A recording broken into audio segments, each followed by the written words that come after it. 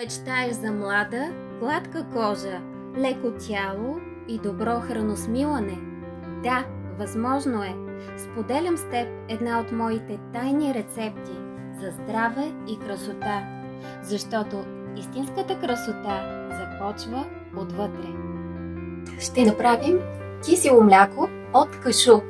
Бързо, лесно и качествено. Разтваряме нишестето в мъничко вода и добавяме в заврялата вече вода.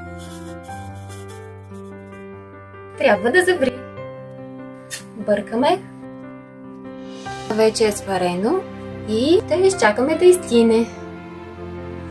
А сега ще блендираме накиснатото кашу, но в момента аз съм го накиснала само за 10 минути в топла вода, но вие може да си го накиснете за няколко часа.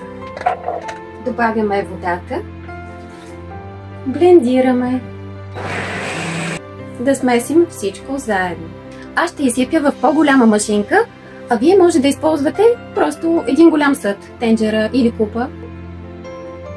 Сега изсипваме вече готовото мляко. Добавяме и нишестето, което е вече изстинало.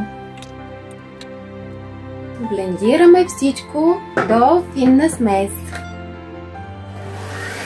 За закваска ще използваме от това веган йогурт в кисело мляко.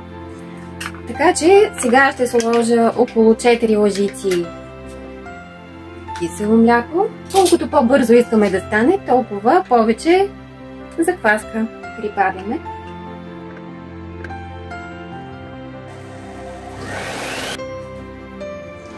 Ето го нашето мляко. Сега наливаме в стъклени бурканчета и слагаме на топло.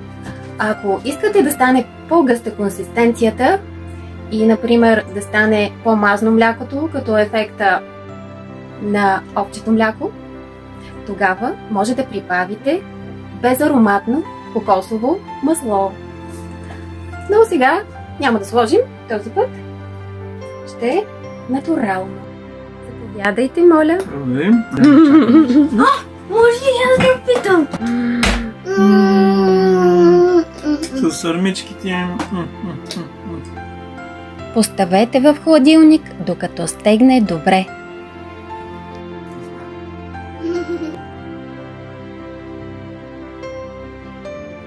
Сподели и се абонирай за още уникални съвети.